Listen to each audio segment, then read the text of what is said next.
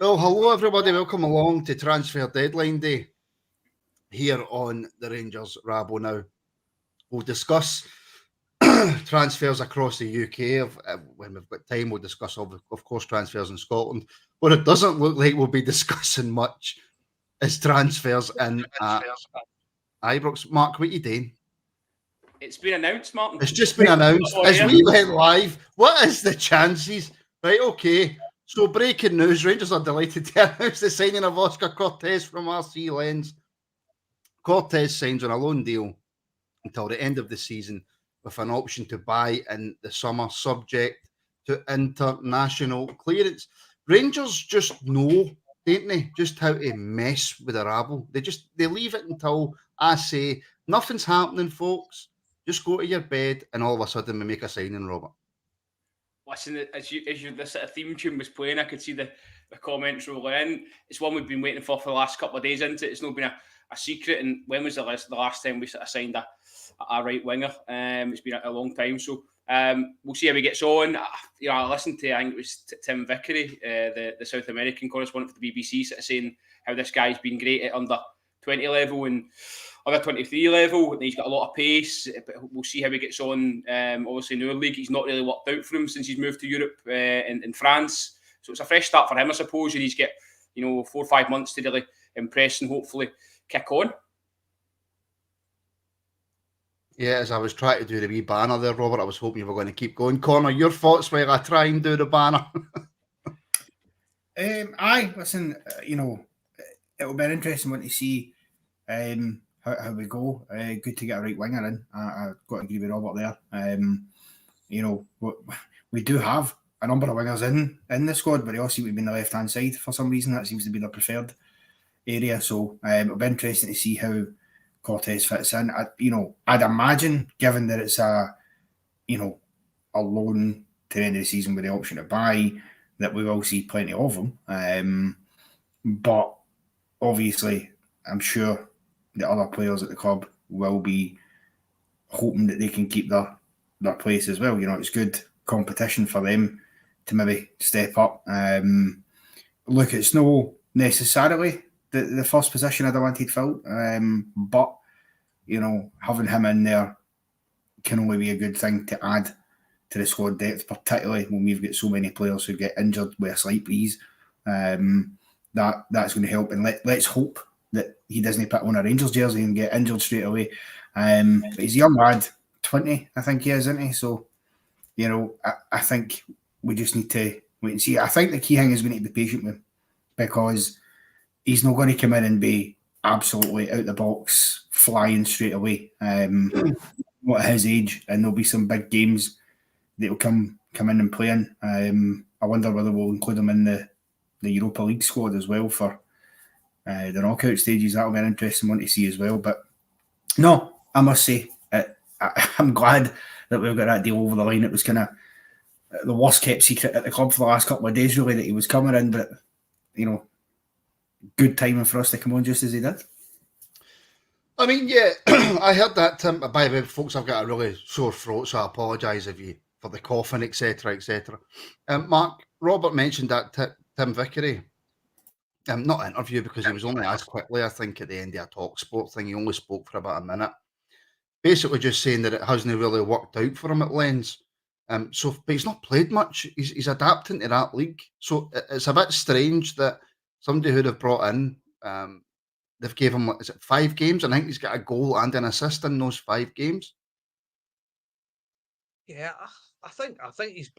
I read somewhere, I'm probably wrong with a stat, but I'm sure I read somewhere that he's only played a total of 40 minutes, something like that for them.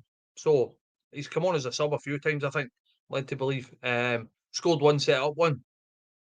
Listen, I like the direction we're heading in. I like the fact that we've tried signing guys for the low leagues, guys that we've heard of, guys that the trajectory was when they were younger was like that, and then they've dipped. And what we're trying to do is we're trying to bring them in the cheap and rekindle that kind of fire in their belly and try and get them to produce past kind of glories and stuff like that, and kind of fulfill their potential. I think now we're new man in Coppin, that I think that we're trying to get them as they've got that upward trajectory, bringing in young boys that are well sought after. Granted, probably a lot of us have not really heard names, and do you know what? I think that that's probably a good thing. I think that we've tried that, bringing in lower league players from England, bringing in players that have had potential and not really done it elsewhere, hoping to get a tune at them. So, and it's not worked for us. It's not worked for us over the last 4, 5, 6 years. So, for me, I think that that's an exciting way we're heading now. I think our recruitment is probably where it should be. I think that kind of bringing in youth to try and nurture and try and bring in a half decent money. Let's be honest. And it seems as if, and if you read what you read, that it is half decent money that these young boys are coming in for. Then looking to get a tune at them, nurture them, and then sell them on for big money. So, and really, that's what we should do. This whole player trading model. I think that's the way it should be. I think that you look at kind of Ajax, PSV, all these types of teams. That's what they've been doing for years, and they're selling players for silly money. So I'm very, very pleased. As I said, you might not know these guys; they might know household names and stuff like that, but bringing in people that we've heard of, it's no worked. So, as I said, this young lad, by all accounts, is very, very well thought of. You talk to people in the know, then, as I said, for me, definitely the way to go. I think that the next couple of hours, for me, it's a striker. I think probably every Rangers fan out there is sitting in their hands, hoping that there's going to be a striker coming in. Everybody is, and we'll get on to that in a wee second. And we'll obviously come back to Cortes as well, Robert, because we're hoping we've got more to talk about. But in terms of, we spoke about ins there, in terms of outs, just quickly then, Adam Devine joining Motherwell on loan. Not the most fashionable name out there, but somebody who I do think, if he keeps progressing the way he's progressing, maybe not at us, but at a decent high level, Adam Devine, I think he's a very, very, very good right back. It's the kind of, I'd have preferred them probably to go to Kilmarnock, if I'm being honest, the way that they're performing under Derek McInnes. But you and Connor do the Scottish football show, so Adam Devine to Motherwell on loan till the end of the season. What do you make it? Listen, I think it's a great move for Adam Devine, to be honest. As you say, I don't see him transferring into a Rangers first team player. He's I think alone at Partick Thistle, maybe Breaton at one point as well. So it's probably make or break for him in terms of getting first team football. You listen to Andy Halliday talk since his move in Motherwell, says it's a great dressing room, really impressed with the manager. So it could be a good place for him to go. Paul McGinn is a full back there as well. Can I just stop you? Sorry.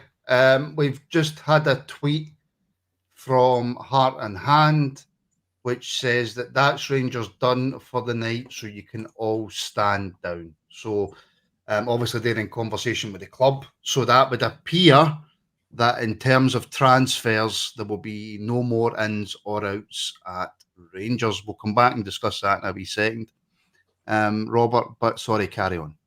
I was going to say, I think, Paul McGinn's had a kind of a decent career as well. That might be somebody that he can pull on his experience. But as I say, I don't think it's going to be one that's going to benefit us long term. I don't think it's going to be one that's going to benefit Philippe Clement long term. Just on the arrivals that were brought in, especially Diamonde and Cortes, they're great ages, aren't they? The young players, I quite like the profile, as Mark said before. Quite different to what we done in the summer. A lot of people were shouting for a lot of names during this window, one in particular, obviously, and that maybe wasn't in the intentions of the management team. We seem to be looking at different markets, which is interesting. But as Connor says there, it's sort of pleaded that we give Cortes time. Unfortunately, we all know it's a short-term city. People want things now. So you're going to have to come in and perform. And we've already got quite a tight squad. We've got injuries. If he's going to play and they're going to get game time, they need to grab it. They need to come in and really get going. You've seen what's happened to Cifuentes. Couldn't get going, fell by the wayside. it's a prime example. If I'm Diamande, I'm going in and saying I'm not going to be the next Cifuentes. I'm going to really make it here and give it a good go. So I get what Connor says, and it's great sentiment, but it just doesn't work at Rangers. You've got to come in and go for it, because if you stall, you'll just get chewed up. Listen, absolutely you will. And Albert's just lost many viewers there announcing that, Martin. Well, it's technically breaking news, I suppose, so it's got to be announced. I'll never lie to get views or pretend I know stuff to get views, unlike some people. So yeah. Connor, on that announcement then, from Heart and Hand, and I think we can take that quite seriously, because obviously they have a relationship with the club. They get to ask people questions, and the people that they get to ask questions have told them that in terms of transfer business, that's it done. What we have now is what we have. Yeah, aye. Listen, I would certainly take their word. They're a very reliable source. You've got to say, Heart and Hand, they do have their finger on the pulse, and they're close to the club, as you mentioned there. So I think we can take that as read. Look, for me personally, I think that on one hand, I look at this window and I go, it's kind of about what I would have expected. I think 3 players in isn't a dreadful window by any stretch of the imagination. That being said, I think a big disappointment for me, and I think it's been echoed as well across the board with Rangers fans, is the striker issue. Because, like, you know, to be fair to Cyril Dessers, he has scored a couple of decent goals recently, and you know, if we can get him a bit more consistently on that form, that would be great, because his big problem, as we know, is that 1 minute he's absolutely, he does something fantastic, the next minute he makes an absolute arse of it. So, you know, we need kind of,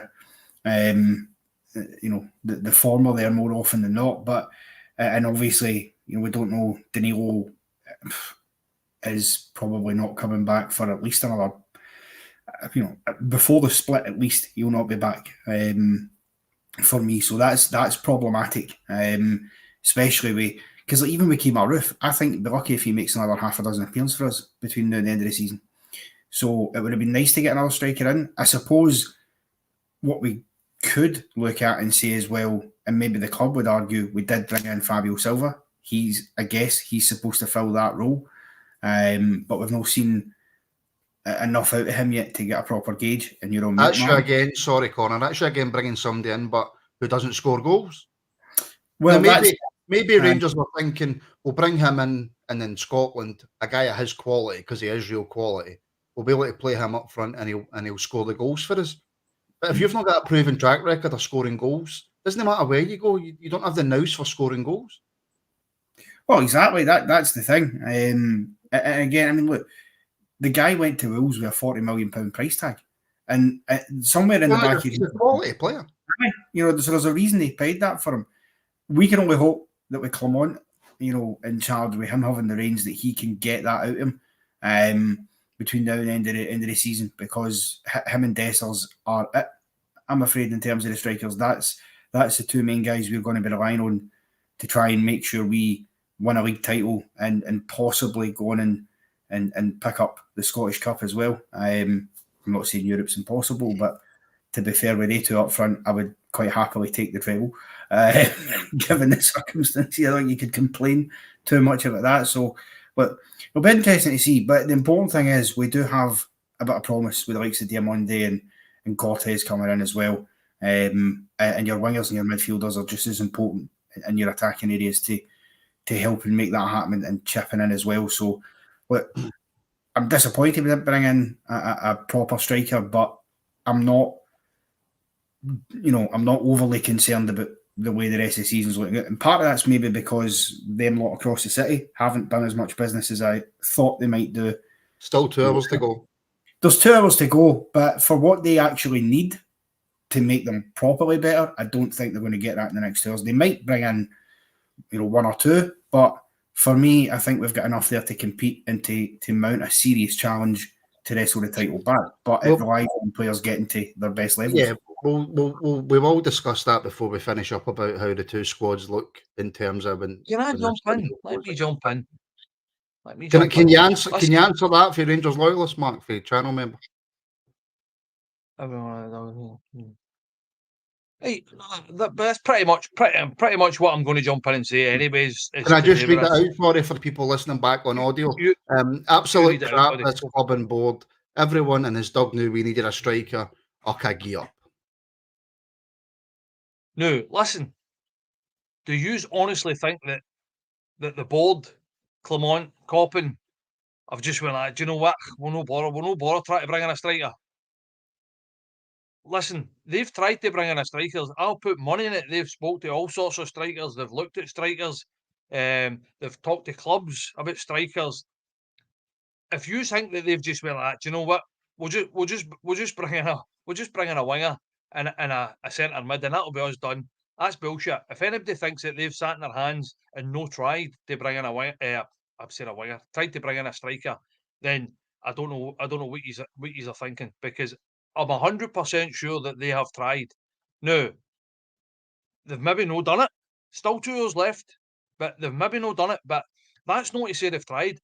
Let's not get caught up like that mob across the road where they all get sack the board and sack this and sack that. That's not how we roll.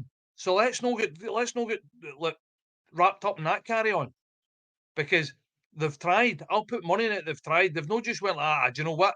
What we'll do is we'll just sit on our hands and we'll just no bother getting a striker, and that's bullshit. If you think that's the case, then I don't know what he's smoking, because 100% sure it's not just as easy as that. You can't I've just. not said anything. You're having a go. I know, at but me. I'm just saying you can't just nip out and go, do you know what? We fancy him. Mum will just go and get him. That's not how these things work, especially not in January. Every single manager that you hear talking on Sky News, anywhere else, always says it's a very, very, very tricky window to try and bring players in, especially if a striker. We're looking for a striker that's decent. We're looking for a striker that scores goals. There's teams out there that are going to go like that. Do you know what? Well, can I just take him? I tell you what, just give 800,000 for him if he's scoring goals. No, they're going to go like that. Well, I'll tell you what, he scored 15 goals this season, all right. So I tell you what, he's 10 million, he's 15 million. So let's be realistic, guys, man. It's doing my head. I mean, but let's be realistic. Think about it logically. Right, We're not going to go like that. Teams only going to sell you a player that's scoring goals, that's a good player in a January transfer window. Do you know what I mean? Unless you've got 5, 10, 15 million to spend, then you're not getting a decent striker in January. We've done well, because what we've done is we've bought potential. We've went out and bought young players that are surplus to requirements. I take a slight point with that, Mark, because Kilmarnock have went out and they've not spent 15 million and they've got a decent striker. They've signed Van Veen. He could have done a job.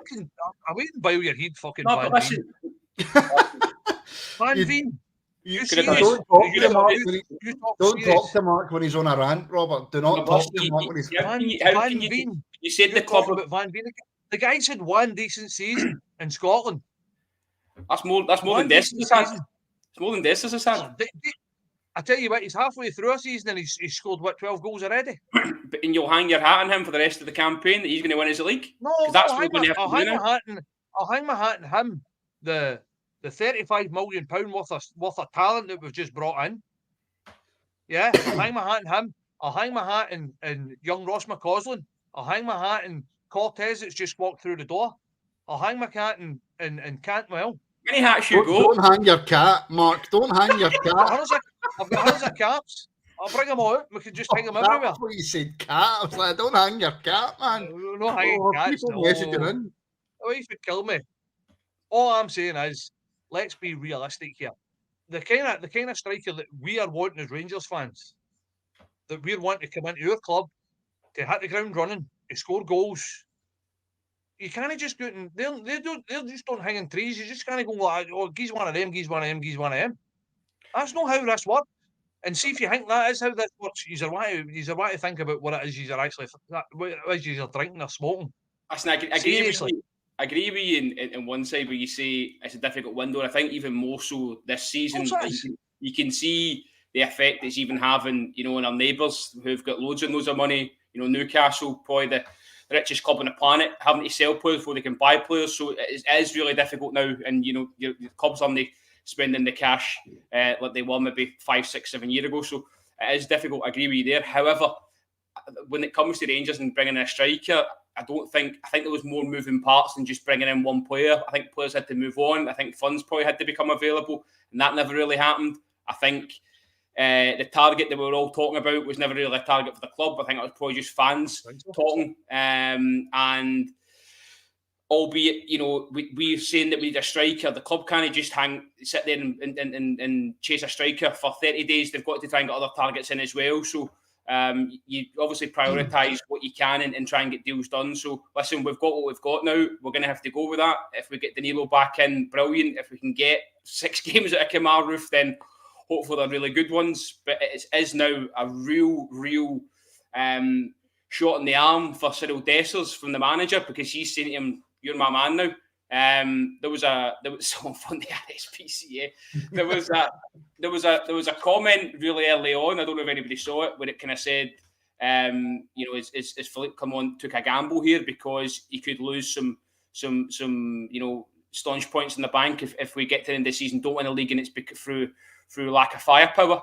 And I have to sort of agree. I thought we'd have done something. I know you're saying there's 2 hours left, but we've had a tweet out saying it's done. So if it's done, it's done. And we'll go with what we've got. Sorry, I thought Mark was going to come firing straight back in there. Before you do, Mark, hold on a minute. Can I make another wee? Just a wee. On you go. Just don't harm any cat. I'll shut up for the rest of the pod. Now listen, usual Rangers fans, what we have done is we've seen. I don't even think we've seen a full 90 minutes for the boy Silva, have we? Can anybody answer that? Have we seen a full 90 minutes film? I don't think what have we seen in total? Maybe 90 minutes film. Yeah. So all of a sudden, us armchair pundits, us football fans, us experts, we've all went like that. He's not number 9. Oh, he's not a striker. We've all said he's a 10. Yeah. Is that right? That's gone for evidence, though, Mark. That's gone for evidence. What evidence? What evidence? Not even 90 minutes worth of football. That's no, evidence. It's evidence in his career. When he's went out, wherever he's went out on loan, when he's played for Wolves, he's never scored goals. He's played at a higher level than Scotland. So that just automatically means he's going to come into Scotland and score goals. That's nonsense. That's not what I'm saying. That's not what I'm saying. What I'm saying is he's all said he's a 10 and he's not going to score goals. Right? That's what he's said. That's what everybody's put their hat on and went like that. Do you know what? He's not a striker. See, somebody said it. I can't remember who said it, but somebody said it the day or yesterday. Said, see if we'd have signed him the night instead of a week ago or 2 weeks ago or however long ago it was, 3 weeks ago, we'd all been buzzing. But see, because we've signed him 3 weeks ago, we're no buzzing. All of a sudden, we're going, we never get a striker in. This boy plays. All right, he's not an out-and-out striker. He's not an out-and-out number 9 target man, right? Because I know that's all we're thinking about is a striker, an out-and-out number 9. If you remember, Morelos started playing. He was an out-and-out striker, but he started playing dropping deep all the time, dropping deep and linking play. Do you remember that? Second season, third season, dropping deep, linking play. Hold-up play was great. We all thought, he's that season where we thought he was unplayable. The season where he was absolutely brilliant. That's what he was doing. That was his role. He was dropping deep. It was linking play. This is what Silva's going to do. This is what he does. Yeah. So hence the reason why his goal scoring records he's not scoring 20, 15, 20, 30 goals a season. But remember as well, just to caveat your point about he's not done it elsewhere. See if you score 12 goals a season in the Premiership, you go for 25, 30 million. Yeah, that's 12 goals. Dessers has scored 12 goals in Scotland and he's absolute mince, and we don't want him playing for us. So it shows you, that's what I'm saying, it shows you the levels. But this boy can play anywhere across the front. Yeah, up front. He'll play as a kind of almost like a false 9. He'll drop in and he'll link play, and you've got the likes of Cortes now coming in. You've got Cantwell that can link up, intertwine, interchange, score goals. McCausland can do that as well. So I know I would like a striker in. I would have liked another. I think that was a priority for me as well, and probably was a priority for Rangers. But listen, This boy, you don't spend 35 million on boys that aren't good players. No, and if this boy at 35 million can he link play, can he make things happen, can he bring our team up a notch? But once he starts playing and starts the boys Right, behind hold him, on. Sorry, no, I'm sorry. We needed a guy who could finish, who could put the ball in the back of the net. Right, Dessers does it on occasion. Hold on, Mark. Right. Dessers does it on occasion. Yeah. What did he do against Celtic? That's my point exactly. He absolutely bottled it. He bottled And it, Mark. Right? and Tell me He this, what did bottled it. Morelos do against Celtic? Aye, but people were scoring round about him. Seamus Well, scored the majority You of just our made goals my this point for season. me. You Seamus just made scored the my point majority. for me. Hold on, Mark. People were scoring Seamus round about scored him. the majority of our goals this season, and he's now out for the rest of the season. So Yeah. where's the goals coming from in that team Just told you. when it really matters? Just told you. Who? Cantwell, Cortes, McCausland. Cortes? We've not even seen Cortes. There's Don't a know chip anything in. about him. And what, you just go He's like a that, he's winger, not going to he's- score goals. What's the He's point a of bringing winger, him in he's there? not a striker. He's a So goal you're scorer, just he's a goal- assuming that a winger's going to come in and start scoring barrel loads of goals. listen, Connor, Well, that's are you what all right, Seaman mate? done.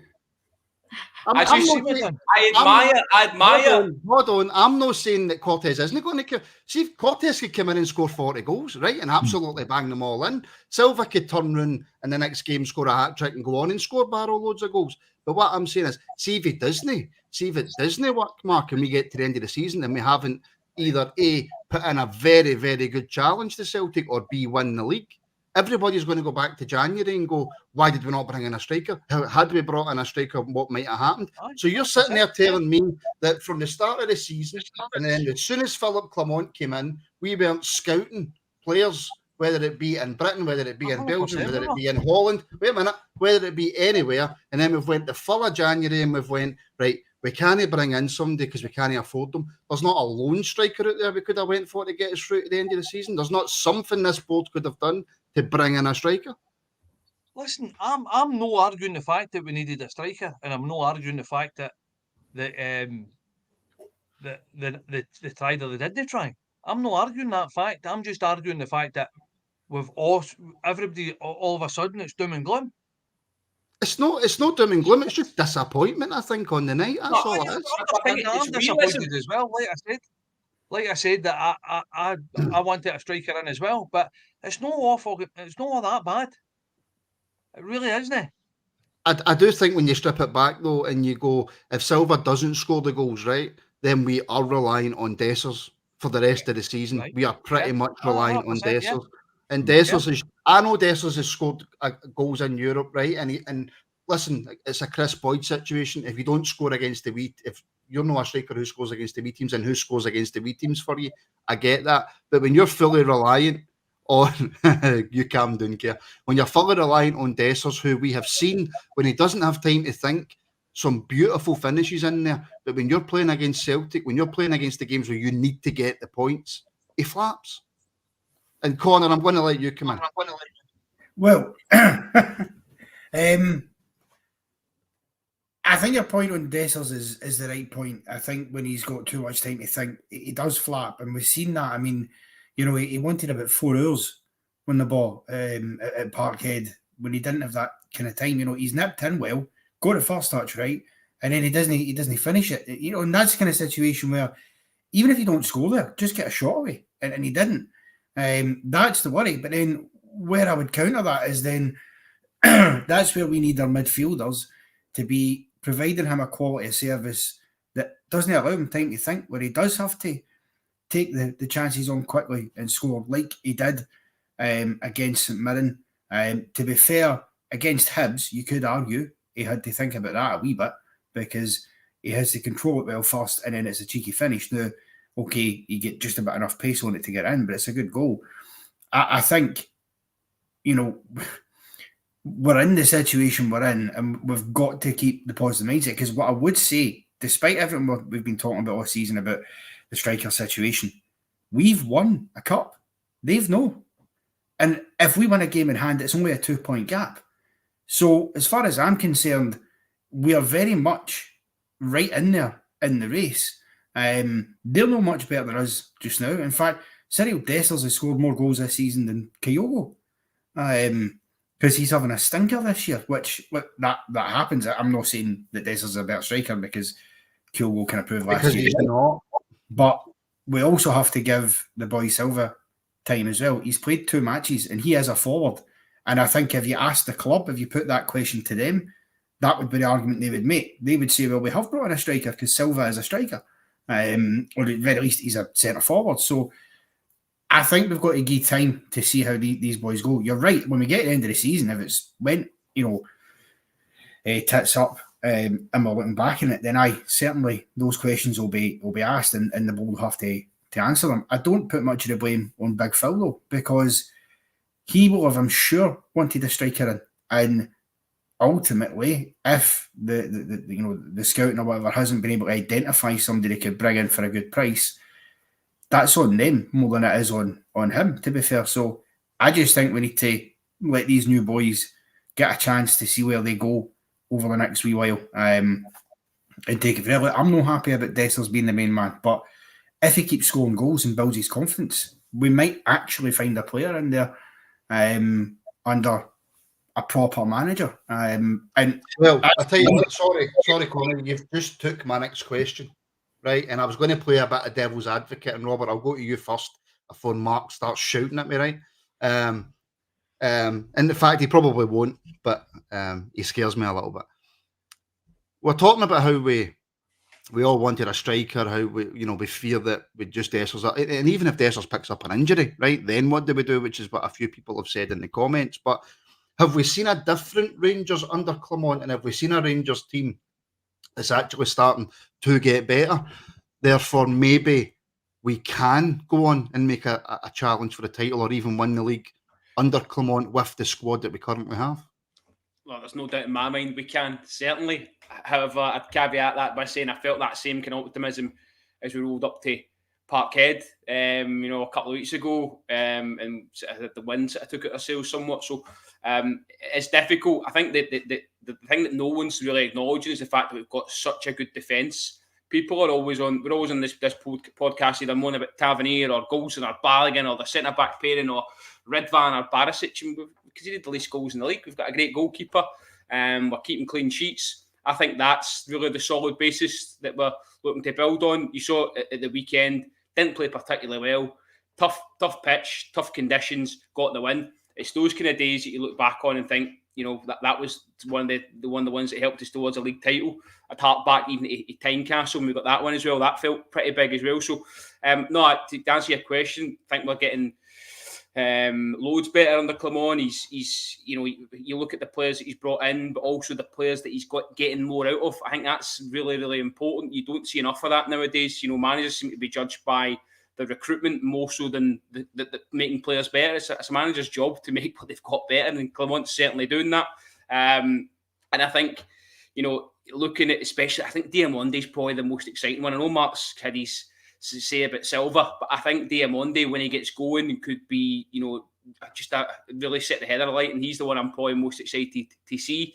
But we can mount a title challenge, but to come back to Conor about Dessers, it's like Ronald de Boer says, like, if 1 minute he's an 8 out of 10, next minute he's a 2 out of 10, so you've got to just try and get that consistency, and whether that's making him feel like he's, R9 every week and having a wee chat with him and building his confidence like that.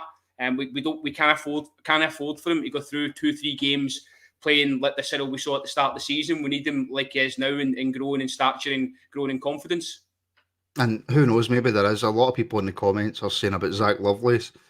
I think he is slowly but surely getting back to kind of fitness, and I think he might be ready to come back into the team, probably just in time to slot into the under-18s game against Dundee United in the semi-final of the under-18 Scottish Cup. He's probably going to come back for.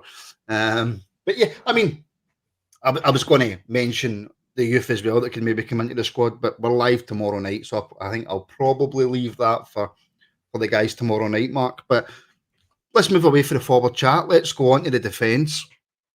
One of the big talking points was in order to bring in somebody, i.e. a Lawrence Shankland or something like that, then Ridvan Yilmaz was one of our most sellable assets, and he could be out the door. We'll talk about Hefty in a wee minute.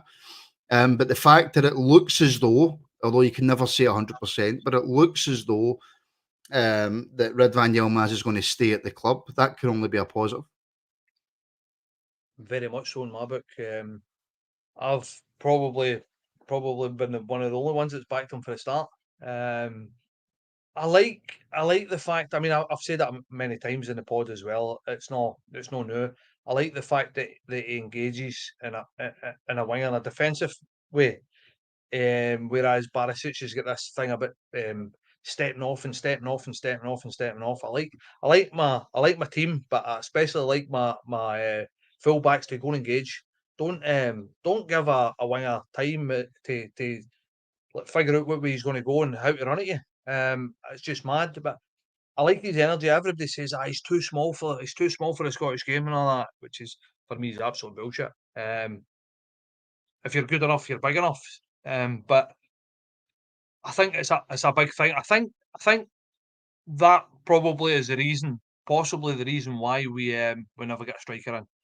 I think that we probably had somebody lined up if that deal went through. I think that it was a it was like a domino effect. I think the Brazilian boy Jefte or Jefte. Oh, Yefte, We had- Applewell refused, didn't they? Well, that was a rumour anyway, that Yeah. Applewell refused to cut the loan deal. So Yeah, and I think probably that was probably the first domino. I think that if that one fell, I think Yilmaz went. We brought him in on loan with the option to buy. But I believe he's out of contract at the end of the season now. I think that's kind of came to light. But anyway, I think that if he went, Yilmaz gets sold, and that brought in some money for us to go and bring in a forward, is what I think. And obviously, but for me, I would keep him. I think he's shown he's had a wee run of games, and I've said it for the start. I think that he's always needed a run of games. I think, and we'll see the best of him. And I think that's coming to fruition now. I think that it brings something really, really different to the squad. I think that we're kind of used to Barisic going outside all the time. And now Barisic is at the stage where he's 31 and he can't really get past a man. So he's just flinging balls in for like 30 yards out, 35 yards out, which is, don't get me wrong, he's good at what he does. He's good at that as well. But for me, Yilmaz brings a far, far different dynamic to the game. I think that the way he comes inside, joins in with attack, hurls the energy, hurls enthusiasm for the game, and he's showed that he can score goals as well. So I think the wee guy's a smashing talent. I think that you're probably best case scenario. You know me, I'm a half full type of guy. Hence the reason why we're shouting and balling about strikers. But I think that if he plays the way he's playing and he keeps in the trajectory that he's playing and he keeps fit, I think that you're looking for a lot more money for him in the summer than you would have got this transfer window. So for 100%. me, I think it's a win-win. I think that probably for the point of view of maybe that's possibly why we never brought in a striker,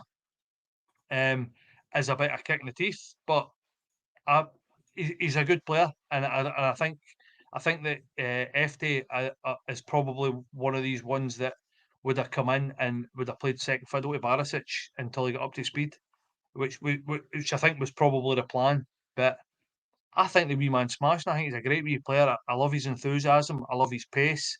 I love the fact that he's like a wee terrier. He goes and engages and he tackles and he doesn't give anybody a minute, especially right wingers. Does not give them a minute. And for me, that's what I'm looking for. Sorry. Talking wingers, Philip Clement has spoken, and he has said, and I'm going to come to Super Sal in 2 wee seconds. Super Sal.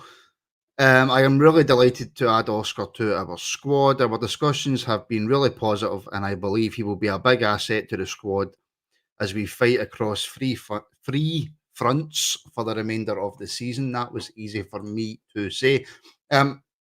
Super Sal with a super chat. Thank you very much for the support. In fact, Super Sal with 2 super chats. So thank you very, very much for the support, Super Sal. Remember and put a comment in when you do that, and we will 100% read your comment out. But thank you very, very much for the support. I'm going to come back, Robert, to Yilmaz in a wee second, but just in what the manager said there, a young boy coming in, he's going to help fight across the 3 fronts that we are still fighting on. Do you expect him to come in and kind of straight away he's starting, he's getting the majority of minutes, or do you think the manager will bleed them in slowly? Well, Connor's obviously right in his estimation that he's going to get chucked into the European squad. He called that one nice and early, didn't he? I thought the boy was a right winger, but Lee Wright, friend of the show, had said that he plays across that 3. So whether he might come in and I've never heard of Lee Wright. Oh, well, just check him out. He's actually no bad. Get him on a pod now and again. If he can play on the left-hand side, then that might be advantageous to us. If he's got a right foot, maybe cutting inside. We'll know until we get a look at him, surely. But obviously the manager's going to be positive about him. He's just come into the squad, so you're not going to come out and say, yeah, no, what he's not got. You're going to tell us what he has got. As I say, I just love a South American. I think it's really exotic. I've always sort of had a wee bit of romance when we sign a South American. So it'll be exciting. He's, as I say, at great age. If we're definitely going to sign him in the summer, then as Mark says, we've got to try and get this player trading model kicked in sooner rather than later. So it's important that us as supporters, if he does come in and do well, don't get too attached, because in 18 months we need to try and be rolling him on for big money and try to sustain the club that way. So, but it's nice to hear the manager as well, by the way, talking about fighting in free fronts, because let's not forget we are going to get drawn in Europe against probably a very decent side, and we've done well in Europe over the last few years, as we all know. And we want to try and continue that. If we win the league, win the Champions League, and a bigger competition with more money at stake as well. So it's certainly exciting times, but it's not going to be easy with the squad we've got. We know how bad we carry injuries. Fingers crossed we can maybe evade that until the end of the season. We've had enough bad luck for the first 6-7 months. So it's just about keeping everybody fit and trying to get everyday minutes and utilising all your players. We've got players. We saw Tom Lawrence came back. I think he could be big for the remainder of the season. We need to try and get as much as we can out of Raskin and see if we can get a bit more out of Cantwell as well. So, Mark was probably right. We do need to get goals for other areas of the park. And this young lad, hopefully, if he can chip away a couple, that's a job well done. Don't start saying Mark's right, because his head will be bigger than that screen if you keep going that way. After the podcast, I'm just trying to hit bets. I know, because he's quite scary when he gets going, isn't he? Before we carry on, folks, can I just ask everybody watching, so thank you very much for tuning in, by the way. If you're watching on YouTube, please do give the show a like, and if you haven't already, then consider subscribing. Sorry, the target this season, for the end of this season, was to get to 10,000 subscribers. I think we're about 350, maybe just close to 300 away from that. So if you haven't already subscribed, then please do. And like I say, leave a like if you're watching on YouTube, because we don't have loads of money behind us for advertising, and we don't do that clickbaity non-story nonsense to get you to click on the video to watch. We try and keep it real here at the Rabble, and it's all about our opinions. So the more likes the video gets, the more people get to see it on YouTube, the more people that tune in, the more people that subscribe, and the bigger the show gets. And we can only do that with your help. Connor, just jumping back to Yilmaz, unless Robert wants to jump in on that. And we're going to come to Butland in a wee second as well, by the way. But just on Yilmaz, I think that's one of the most important things we've done personally. Connor, this transfer window is keep a hold on. 100%. I was never enamoured with the idea of losing him in this window.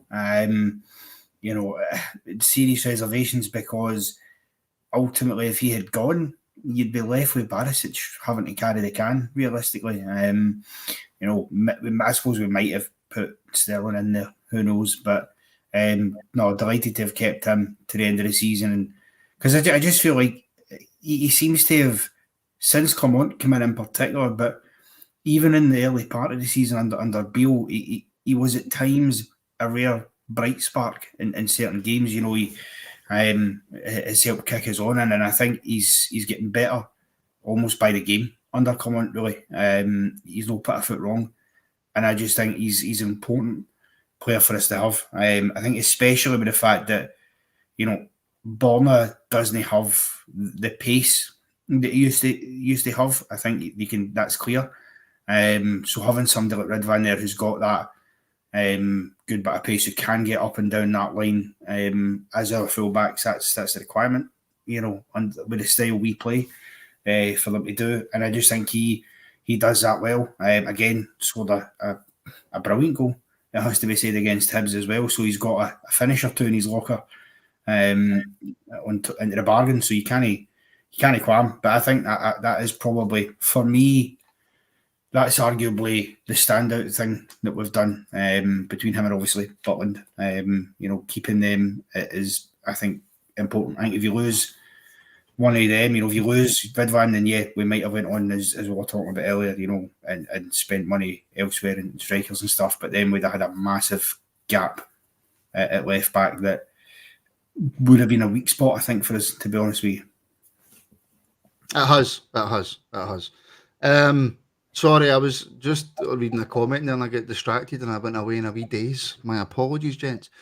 Just quickly, Mark, right? Just changing tact very quickly away from Rangers for 2 minutes and then we'll come back and we'll discuss Butland and we'll come back more on the striker stuff and that. See if we're looking across kind of Europe, especially let's look down south because that's one of the biggest markets.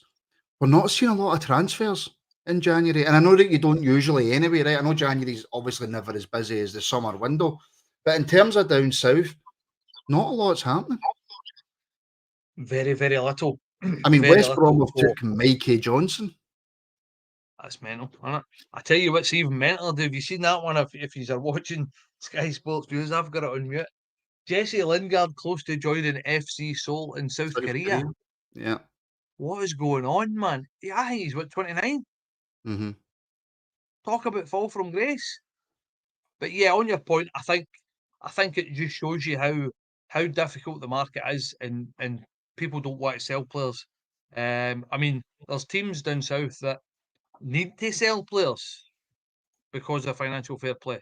That's culture now that they're enforcing that. That could actually bring the English down a wee peg or two off their pedestal. Yeah, and as I said, that kind of probably brings you back full circle to say how difficult it is to bring somebody in. I mean, even though teams are needing to sell players, they're still reluctant to do it. And that, to me, you would think you would see a bit of fire sale because we need to bring some money in. So, and that's not been the case.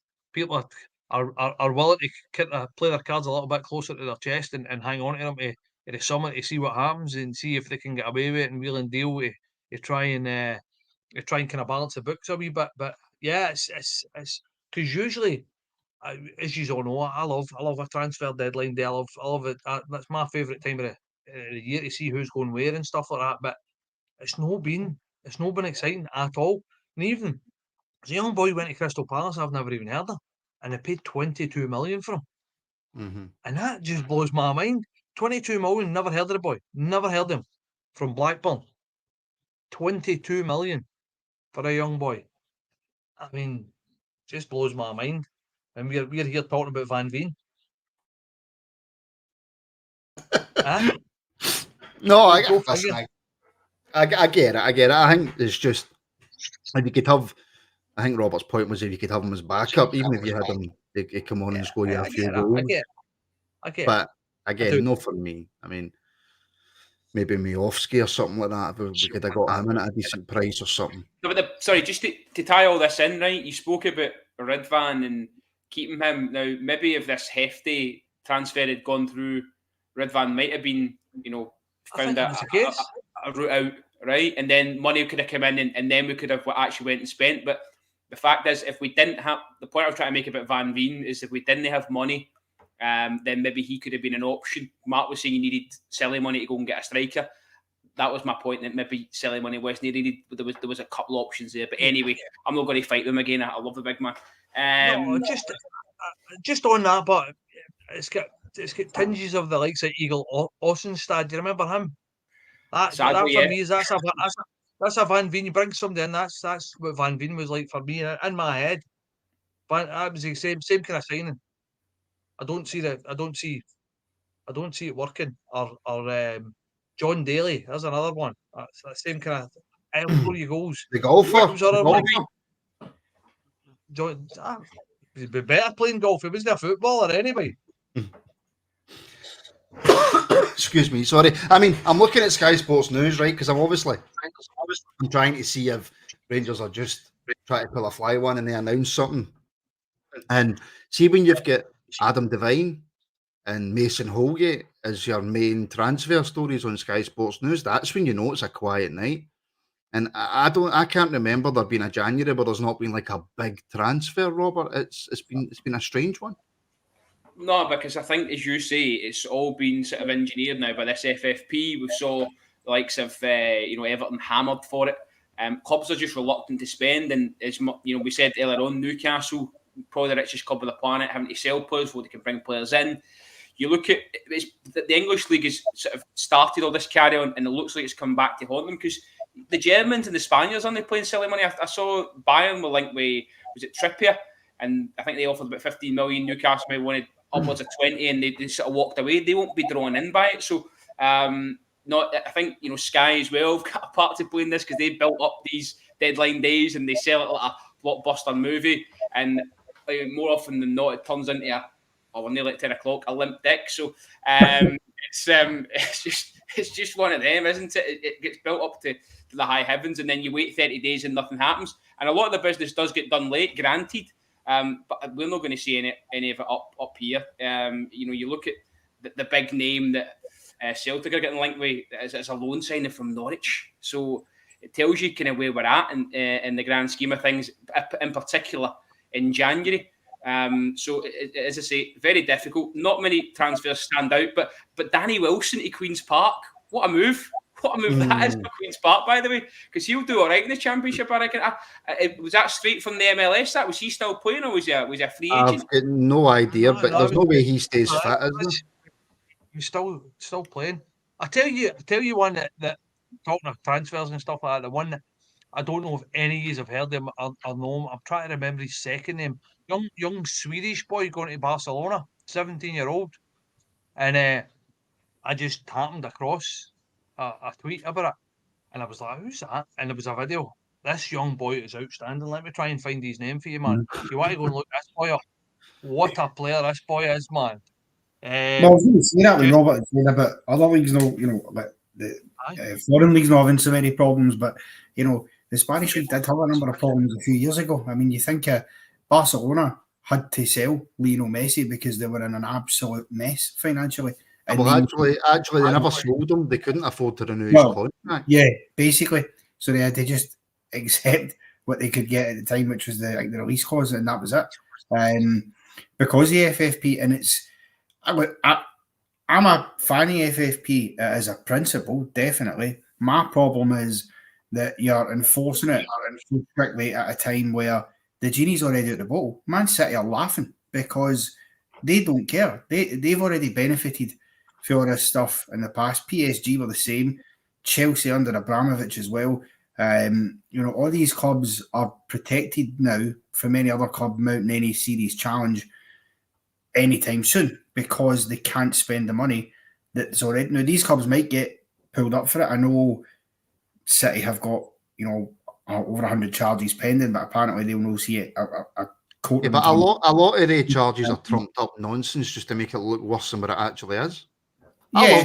I love the way fans of English teams moan and groan about Man City as if they're the worst thing that's ever happened to English football. Connor makes a great point, though, that this FFP came in, 10 years ago, and football's moved on so much in 10 years. The wages have moved, the transfer fees have moved, but yet that rule has stayed the same. They need to try and keep the principle, but they need to change the rules slightly so people can catch the likes of PSG, Man City, Manchester United, or else we're just going to have a monopoly of sorts with these. Well, Manchester United can spend whatever they want and they're still mins. Yeah. Right, we're going to go down that road, right? I'm just saying. Do you know what the problem is? Do you know why the English leagues are doing this? Because as a few of their pundits have said, they're terrified of becoming a Bundesliga. The English have to keep up this facade that the only thing that matters in world football was the English Premier Division. What was it one of them said on a show on Sky Sports, that the pinnacle for anybody is winning the English Premier League? It's the pinnacle competition. So at the World Cup, the European Championships, the Champions League don't matter. All that matters is the English League. Overhyped nonsense. Man City have won it 5 years out of 6. It's a one-team league. It's a joke. Anyway, back to Rangers. Can I Back just to see if these were? Can I just ask you? See if these were footballers. Like, what would you want to win the most? Like, what would be Champions League for me? I'd want to win a Champions League. Mark, what would you want to win? A Champions League. Aye, League's that's the a one, win, innit? Aye. That's just No, it's that no. whole see just even the music sees you're in the stadium, the music's on and all that. That's brilliant. All the hairs in the back of your neck stand up. I think you are all forgetting about the Petrofac Cup. I knew you were going to say I think that. you're all forgetting that. I would have been desperate to win that. That took us like 3 or 4 years to win that, you know. And there's not many teams that can say that they've won every trophy in Scotland. Well, What's I the mean, one? aye, but Something paint cup, innit? Something paint. The Johnston's cup. paint. aye, the Johnston's paint trophy. I think this is called the EFL trophy now. To be fair, you don't want to win it because you can only win the trophies if you actually end up getting relegated for a big league. So, you know that they're the trophies that are brought in specifically so the teams have got something they can play for because unless a miracle happens, they ain't winning. Right, okay, let's move away from this chat. Let's get back to Rangers. And there was a question posed in the comments, right? And I can't find it now, so I apologise. I think it came from Facebook, right? And I'll start with you, Connor, because Mark and Robert have kind of had their say tonight and they're kind of just, you know, brushing you aside as if you're no there. Right? And the question was along the lines of, are you confident with the squad that we've got that we can go on and win the league? Right? That was the basis of the question. Are you confident, Connor, that with the team that we have, the manager that we have, everything that we've got in place going forward, that we can go on and win the league? Yeah. Not will we? Are you confident? I'm confident that we can do it. Absolutely. Well, I think when you look at both squads, right, I think, in all honesty, there is not a lot between them. I think, you know, the superficial at this moment, but, you know, assuming we beat Ross County, the 2-point gap, as it is about as big as the gap is right now. I think we do have good players in the squad. I think Clement's getting the best out of the players he can get at this moment in time, and some other players we're hoping he can get better out of. I mean, obviously, you can never tell what's going to call in terms of injuries and stuff. We've had, I don't know how many injury problems this season. I don't think at any point we've actually had the full complement of players fit and ready to be picked for, which creates its own problem. But I do think man for man, absolutely, we can compete and we can win the league title. Look, they're no great shakes. You know, we might shirk at the fact that, okay, at the weekend we played St Mirren, we got a 1-0 win. But actually, under Michael Beale, did we win that game? Probably not. Because what Clements gave us is... We need to move away from that. No, but I'm just making the point that Clement is breeding a winning mentality. And what helps with that is we've got a trophy under our belt. They've still got the scar tissue for the fact they fell at the first hurdle in that cup. And then, of course, they've got to play St Mirren away in the next one. And as I said, they just struggled past Ross County at the weekend. Now, I get that's maybe a blip of one half, but see, when you look at the home form, fascinates me because I think performance-wise, we have been a lot better and more convincing in our performances at home this season than Celtic have. We've had one really bad day at the office, which we will not talk about. But they've had a number of real stinking results on. You think St Johnstone have went there and took points off them. Hearts gubbed them. Terrain but 2. Motherwell end up getting a draw there as well. So they have leaked a lot of points you wouldn't have expected them to leak, and they'll do the same. It's about us beat us twice this season. Well, right, but again, though, and this is, I think people's memories. Just point out facts. But people's memories fade when because you go the result right. But if you look at those two games and take them in isolation, we're unlucky as much as we've failed to take chances. We're also unlucky in those games as well, because you're unlucky once, you're not unlucky twice. Well, we should have had a goal at Ibrox when Dessers wins the ball, does well, sets up Kemar Roof. That's a perfectly clean goal. That's been taken away from us for reasons I still don't understand. We didn't score that. We then didn't go on and score another goal. We didn't go on and equalise. We didn't go on and get a winner. We got beat We got beat at their place. We get beat Did at they hammer us though? They scored one goal. The difficulty was They we beat us. respond. They But beat the point us. I'm making is though that's at a time under previous management where clearly he didn't have a clue how to get the job done there. The game that happened at Parkhead, again, massively disappointing. On another day, you know, it could have been different. We had moments in that game, and to be fair, you can't legislate for wonder goals. They happen. What are you supposed to do when a minute into the second half, your opponent rocks up and scores? What you could do is you could be clean through on goal and score before that wonder goal goes in. Yeah, if you had a striker that was capable of doing that. So I'm what just- have we? So from that game up top, what have we changed, Connor? Well, I think we have been a bit more clinical since that game. I would suggest. I think we'll take more of our chances. Okay, maybe the last game against St Mirren wasn't the best advert for that, but we didn't have a lot of clear-cut chances in that game.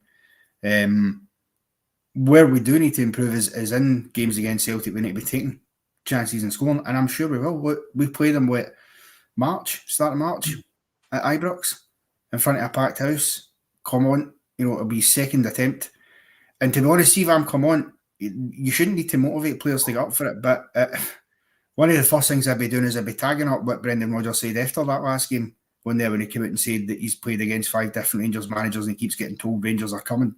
He obviously forgets he lost to Steven Gerrard and left the club and we won the league title. So we did actually come and we did stop the 10. The next season after he left. Aye, but it doesn't matter. We did, you know, so you can go and shut them up. And they're not a great side right now. They're there for the taking. And as far as I've just seen there, I think Carter Vickers and Hattati are injured again as well for them. So but what I would also say is he built a squad that he left halfway through a season or 3/4 of the way through a season and they still went on and won the league title. So as far as I'm concerned right now, he's sitting there with the bragging rights and it's up to us to shut him up. 100%. Now, don't get me wrong. The majority of stuff that man comes out with is absolute nonsense, and I do wonder what planet he's on sometimes. And I do know he's got a very good collection of Gucci belts. But aye, it's up to us, Mark, now, and I'll take that point to you. But I'll take that point to you with a super chat for channel member Mark Webster. Thank you for the support, Mark. Great pod. Squad's looking strong, bar the number 9. Kept some key players too. So, along with Mark's point there, Mark, that's confusing. Are you confident with the squad that we have? I dare say you will be because you always are. Yes, in a word, yes. I'm always confident. I think that exactly what this man's just said. We are stronger. Our squad's stronger. At the end of this window, it's stronger than when it started this window. Yeah? Would everybody agree on that? Mm-hmm. Yes, we all wanted a striker in, including me. I never said somebody mentioned it in the chat there that I said we didn't need a striker. That's not the case. 100% we needed a striker. But I caveat that with, and what Morant was all about was that I think we'll be all right without a striker. I think we'll still win this league without a striker. I really do. Without bringing a striker in. I think that our squad's stronger. I think that we've got players coming back to fitness, i.e. Lawrence, the likes of that. I think Lawrence is a massive player. I think that you can see, even in his wee kind of cameos, since he's fought his way back from injury, you can see his quality. 100%. You can see that. So you're just hoping that the two boys that we brought in late there are going to hit the ground running. There's nothing saying that they're not going to hit the ground running. Clement's not let us down so far, has he? In any way, shape, or form. Well, they get beat off Celtic. No, but I mean, at the end of the day, that aside, I'm just playing devil's advocate all night, by the way, just to wind these up. I mean, that aside, every team can have a half day, yeah. But that aside, he's not let us down. I think that we need to show a bit more faith. I think that it's this whole kind of bipolar thing that it's doom and gloom and stuff like that. We brought 3 players in, and our squad's better for that. They 3 players coming in. So, all right, we wanted a striker in. I want a Ferrari. I'm not getting one. Do you know what I mean? It's as simple as that. You just need to deal with what you've got and move on. For me, we're in a better I know, place but than we were. in fairness, you want a Ferrari, but there's no hundreds of thousands, if not millions, of people wanting you to win a race with a Reliant I Robin. know. I know. You know what I mean? I know. And no, I did not just compare Dessers to a Reliant Robin. And there's probably But loads no, of people watching who don't even know what that is. somebody in the But chat just said that there. Just said, is Van Veen better than Dessers? Is Van no, Veen better than Silva? So as I said, but that for me, I'm confident. I'm confident, and I'm always confident until I'm found not to be confident, and then it's deep depression if we get beat or if we don't win. So, do you know but what? I'm a, you know the story. I'm a half full type of guy, and that's just how I'm. I'm sorry, I'm not going to change for anybody. You never should change, Mark. You never No, should change because no. you're a beautiful man. Thank you very much. Thank you very Right. much. But, and actually, Robert, to take Mark's point, right, and take it a wee bit further, we're talking about strikers and how we wanted to bring one in. We've obviously got a £6 million striker out injured, right? He's still to come back. We paid 4 million for Dessers. We paid £3.5 million for Lammers, who's out on loan. Can we really be asking our football club to then go and spend another 3-4 million on a striker to come in when we've already got, and I'm not even including Kemar Roof and his wages at the football club, right? But we've got a lot of money invested in that front line. Surely we need to be bringing money in before we can sign another striker. Aye, it comes back to what I said before. There was sort of loads of moving parts for us bringing in a striker, and I think a big bit of that was moving someone on. So it never happened. We never got a striker in. I think is what you're going about. You know, we've invested a lot of money in that front line. Philippe Clement hasn't. So if he'd gone to the board and said, look, no, but that money's still sitting in the club. That's what I mean. Yeah, and I get that, but at the same time, I think you said would the board go out and spend again, kind of thing. I think if the manager had gone and sort of said, "Look, I need a striker," I think they've had to back him. They've had to back him because surely they've seen what we've seen, the difference, the turnaround. You know, the cup triumph. We've got to build on that momentum. We can't let it slip away. And there was a wee blip that defeated Parkhead, as I say, sort of brought us back down to earth slightly, but. You know, that this window's rumbled on. I'm glad it's shut now because we can just now focus on getting out and winning the games with the guys we've got. Do I think Danilo's going to come back and play a part this season? Wholeheartedly, I don't. I think he's probably had too much of a layoff for us to really probably rely on him when it's going to matter, you know, when the running happens and we go into the split. So it's probably going to have to hang a little bit more on Kemar Roof, who's been there and done it somewhat. And he does have a habit of potting up when he scores. They seem to be big goals, important goals. So if I was picking any of the two, it would probably be Kemar Roof to come in and hopefully fire us to a league title and then wave farewell in the summer, because I don't see him getting a renewal. He's on, as you mentioned, far too much money. I think Philippe Clement's got a remit to get, as well as turn this squad around, is to get that wage bill down. It's far too big. We're paying players that are not probably contributing enough, way too much money. It'd be interesting to know what these guys that are coming in and with the Cortes and Diamandi, interesting to know how much they'd be coming in on, because I don't think we're going to be making the same mistakes we've made maybe in the past 3-4 years of playing silly money. No, and actually one thing we haven't discussed, Connor, is Jose Cifuentes. We mentioned him very, very briefly. Obviously, quite a lot of rumours, a lot of noise that he was going to go to Turkey. And then there was rumours that he wasn't really too happy about that, and now he might be going somewhere else. Is it a surprise that, and I don't know what's happened in his life, if it's been a personal thing that's made him want to move or whatever, but are we surprised that he's been linked so heavily? We've been away, obviously nothing's been announced yet. But he came in with, a lot of optimism. There was a lot of talk around him. And it hasn't seemed to work out, but Clement's come in and went, not for me. I think a bit of I know there, really, because on one hand, I'm not surprised in respect to everything you just said there is absolutely right. There was a lot of hype and talk about him when he was coming into the club, and we did chase him for a bit as well. And there will have been other clubs at that time who will have been looking at him as well, and they'll be looking back to that, and if they're seeing that Cifuentes and thinking, well, look, it's no work there, but we can get this boy in quite cheap, because obviously when tends to be the case, if if things aren't working out for you at a club, that you'll go cheaper. So they might have thought and get him in a nice cheap deal, and we can get better out of him. Because sometimes certain leagues, certain countries don't necessarily suit players. I mean, I think to be fair to Cifuentes, he showed flashes, glimpses of that ability that I think he does have in there. The issue is it's not consistent enough for him when you see it. And in that aspect, I think, I'm surprised, because I think if you looked at if they were looking solely at his performances at Rangers, it would surprise me, because there's not been much to write home about RTC. But that being said, out of favour, players get sold to other clubs all the time. Sometimes it works, sometimes it doesn't. But it's a bit like what Mark was saying earlier about this window. This isn't an easy window to get players in.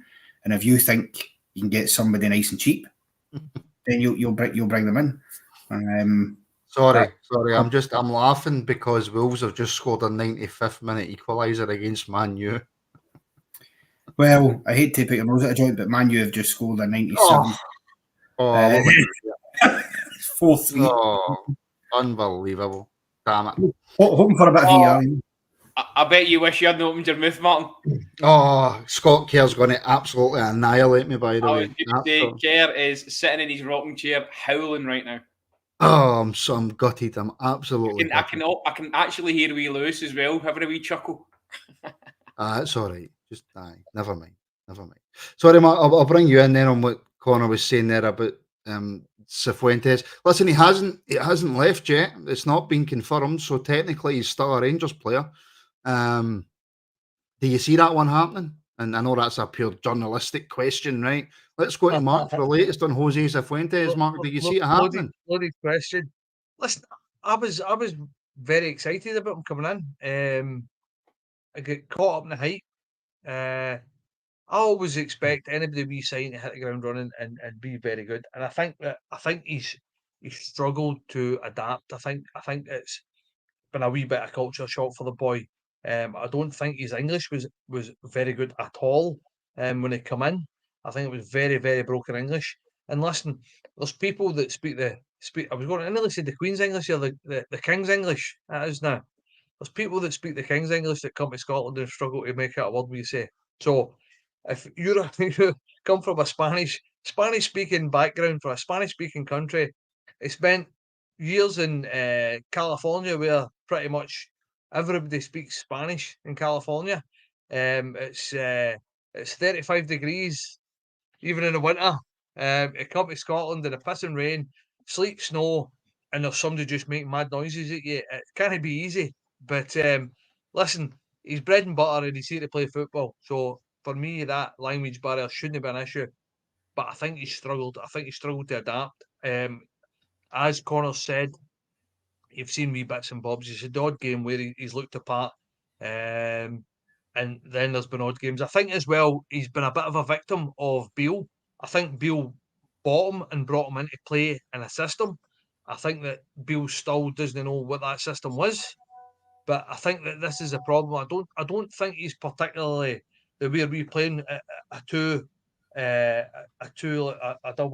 pivot. I hate that. I hate getting into that kind of team talk with the double pivots and single pivots push. But playing two defensive midfielders, I don't think that's his role, and I think he's struggled because of that. I think he's very much a box to box player.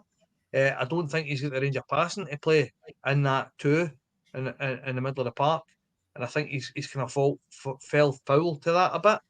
Unless we change our formation, I can't see it working from here. Unless he all of a sudden becomes a great passer of the ball, or I think he's better. He's powerful running and trying to kind of break forward with the ball. So I don't see him doing well at Rangers, and I think that probably that move, I think, is probably best for him back to a Spanish-speaking country and a fresh start for the boy. I think would be the best thing for us. Do you know? I think the writing was on the wall when he had the chain on and he was meant to be coming on and all that palaver. At that point, I'm just thinking, red flag for me, mate. You've a new club, you've no kicked your own arse, and you're still standing in the back like Mr. T. Get your skill sorted out. Do you know what I mean? Aye, look, I know, and We're getting loads and loads of questions in, right? And I can see the numbers watching starting to dip. So I think maybe people are getting a wee bit fed up with us. So I'll give it another 5, maybe 10 minutes, see how the numbers are going. And if people are fed up with us, then we'll leave you to enjoy the rest of your Thursday night. We'll go back to this, Robert, because it's something that's going to keep coming up. RFC 56. Martin, is Dessers, Lovelace and Silva good enough? We've covered it, Robert, but cover it again. I thought you were going to talk about Butland, but okay. I'm going to get to it.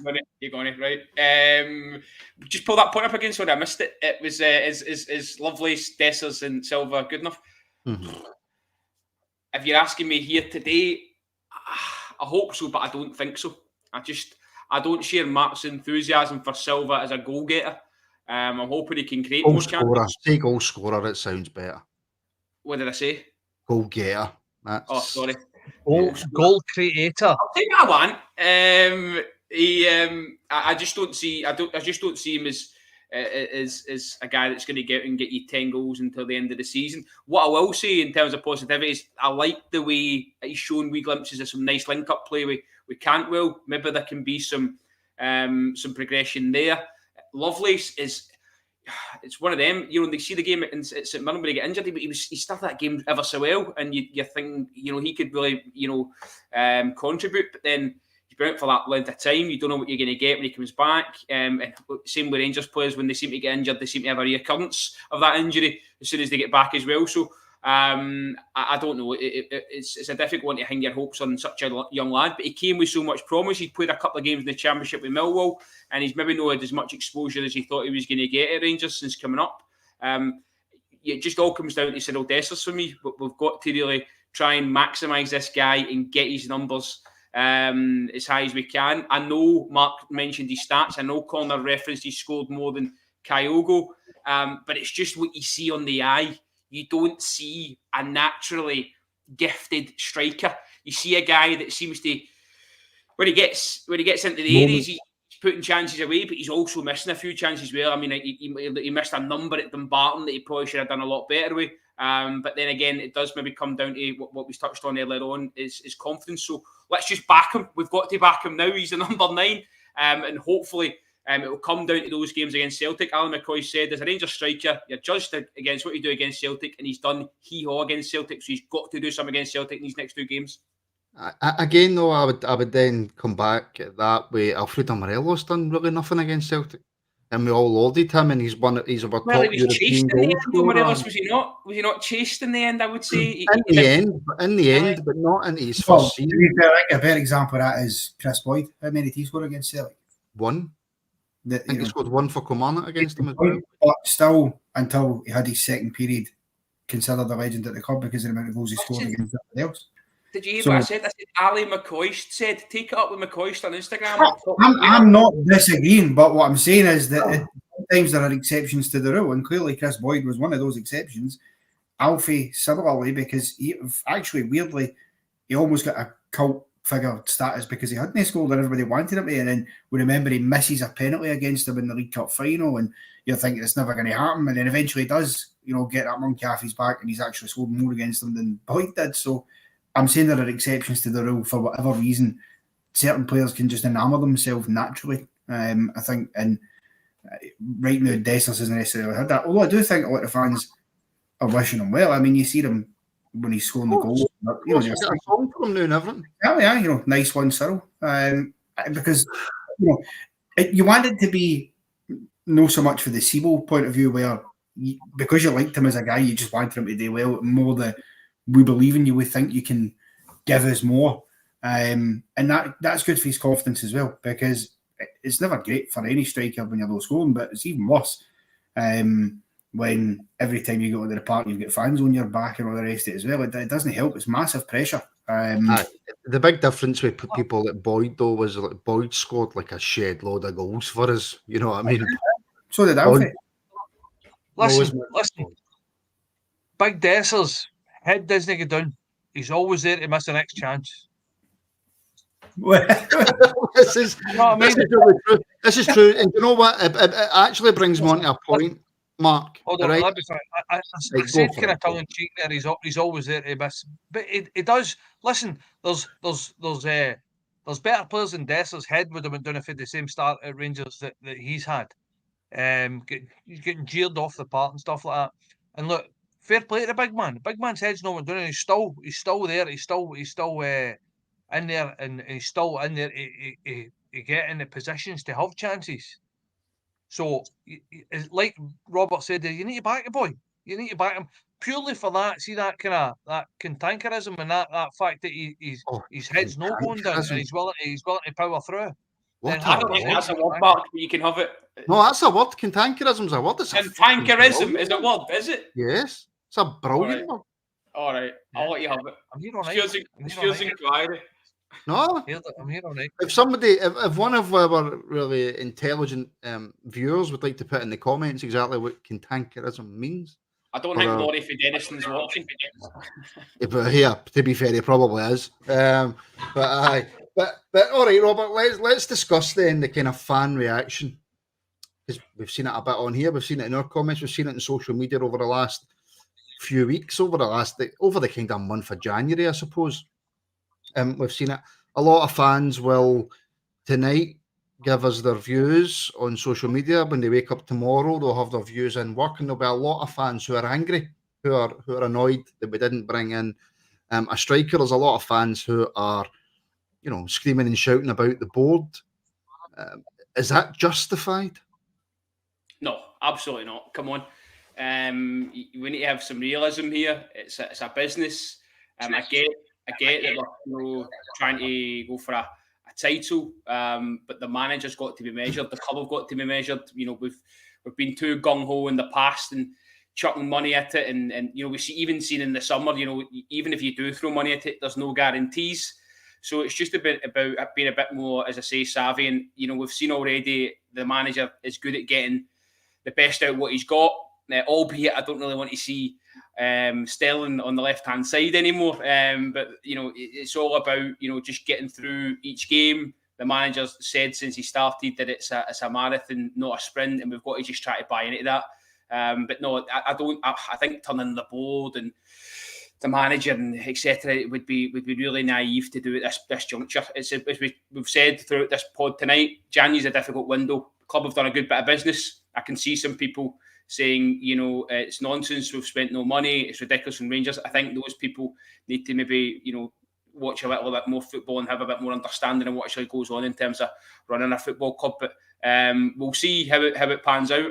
As I say, you asked a question earlier, are we confident? I'm confident what we've got. And we just got to be confident the manager can get the best out of what he's got, and he showed signs of that already. Is that a point, though, Connor? That excuse me, we've got the loan with the obligation to buy, I think, with Diamandi, right? But the Cortes one's a loan with the option to buy, and Silva was just a loan. So have people get a right to say, well, look, we haven't spent any money in January, we haven't had any outlay, and qualification for the Champions League by winning the league this year is between 40 and 60 million pound if you get into the group stages. Mm-hmm. So are people right to maybe point out and go, well, hold on a minute, we haven't invested any? Or is the argument to that, look at the amount of players that we've got at the football club, look at the wage bill that we have right now, to add to that without letting go, it's not sustainable for the football club. I mean, right, that's exactly it. We have to be very careful. The wage bill is a big wage bill. And unfortunately, until the summer, when we can have a bit more of a clear out and you can get more players at the door, you'll see, I think, the likes of Scott Wright, Kemal Roof, players of that will go. And some of the guys who, apparently Susie Dent is joining us tonight. I think you've got to bear that in mind, and you're adding these people to that wage bill as well. Yes, that money will be coming in. We'll have had money for last season's European escapades, and we'll get it for this season, but you don't get that up front. You need to wait for it. And I don't think there's anything wrong with the board taking a cautious approach to the financial situation, because loans aren't free as well, Connor. To be fair, you pay loan fees and you pay monthly payments. Yeah, absolutely, but they tend to cost you less than full transfer fees, is the point I'm making. So that's probably why they're doing it. And you've got obligations to buy on one of your players, and you think, well, fine, you'll pay that money when it comes. I never think it's a bad thing having an option to buy, because sometimes you bring in loan players, it works and it's great and you go, fantastic, let's get this guy signed up. Other times, you know, I mean, imagine you bring in Cortes, for example, and he's an absolute flop and he's stinking, but we've got an obligation to buy him. We're then going to be forced to buy who we know is a crap player, you know. Well, we've got an obligation to buy a £4.5 million midfielder. We do, and that's the risk you take. Of course it is, but that's why I don't think you would do that kind of deal for them all. And obviously with Silva, well, we don't have fucking 40 million quid that we can just go and splash out, so we would never have been paying a fee for him anyway, to sign him properly, you know. So I don't think it's bad in a January transfer window to do loan deals and stuff like that and get that bit of business in. Well, Connor's gone again. I don't know what's going on with that boy's I think internet. it's good. I think it's good business. I think that's good business sense. Loan with an option Well, to buy. Mark, I think that's absolutely see if perfect. you look. Sorry, Mark. See if you look at Sky Sports News now, and you look at every single transfer getting done. Yeah. I haven't seen one with a single transfer fee. Everything has been loans. Yeah, and that's, as I said, that's a try before you buy, and it's absolutely perfect. Absolutely, especially with young boys that are a kind of unknown quantity. I mean, that's absolutely perfect. If you can bring a young boy who's got bags of potential and stuff like that, you can bring him in, have a look at him for 6 months, and then if he's not cutting the mustard, you can go, do you know what? Well, maybe we'll not take up that option. That's clever. That's smart business as far as I'm concerned, especially in January. So for me, I mean, that for me is definitely the way forward. Especially as I said, January is a crazy time to try and bring anybody in. Right, Glasgow Rangers Nation saying we needed a striker. We needed a striker. Roof out till March. Danilo done for the season. Seema done until April. That leaves us with just Dessers, Robert. Absolutely ridiculous. Well, you know, We're not I'm ready to talk going about to this. need loss here because we've been over this 4 or 5 times tonight. However, it's no secret that we would have been after a striker. You know, you can't hang all your hopes on a striker. The manager can't just say, right, I'm prioritising a striker and forget everything else. So you don't sort of assign your targets in order of priority. Just get in who you can and who you're after. So as I say, there was more moving parts to this. We didn't move out what we needed to move out to fund the striker that we probably wanted. Therefore, we don't have one. If you're going to sort of run Dessers down, then that's your own prerogative. But we've got him now. We have to back him, and he showed signs in the last few games. Certainly at St Mirren, I said at Love Street there. At St Mirren that we can rely on him. He scored the winning goal, albeit not a complete performance. But he's holding the ball up well. He's getting you up the park, and I just think we're going to need to see that confidence growing. And he is the striker now. There's no other way around it. If you play yourself up there now and again, we might see a bit of change. But I just think it is what it is. I don't see Lovelace like you're putting Lovelace into that bracket. I think that's really unfair. He's a young lad. He's been out for a long time. Rumours that he wants away as well, by the way. Rumours that he wants away. The manager won't do that to him, Martin. The manager will not do that to him. He won't hang him out to dry. And the manager's made this decision. He's obviously got confidence in Dessers, and I've got no reason up until now to not go along with Clement's judgment. So I'm here for it. We'll see how it develops. But as we said before, it's the big games. He's got to turn up in the big games. Done it in Betis. We loved it. Missed one maybe in the cup final, similar. And then he's obviously missed one at Celtic Park as well. Sorry, Parkhead, Will, forgive me. So he's got to do it in the big games, and that's where we'll judge him. You say that, right, Connor? He done it against St Mirren, and he scored the only goal of the game that won us a game. That could be considered a big game. Of course, it's a big game. Listen, you go to St Mirren, it's been a banana skin for us in the past, in the fairly recent past as well. So that could have been a banana skin all day long. The conditions were against us. It was really tough. They made it hard as well, and you couldn't get through them. He gets one real clear-cut opportunity, and he took it, and he took it really well. It's a great touch to get him past the keeper. And it's the kind of touch I like because it does two things. One, it gives him the opportunity that if he isn't taken out by the goalkeeper, he's going to score it. It's a tap in. Two is, because of the nature of the touch, the only way the keeper's getting to it is to wipe him out, and therefore you're going to get a penalty kick. So he's done really well with it. And the goal against Hibs as well. He comes on, okay, we're 2-0 up. But the first thing he does is score a delightful goal.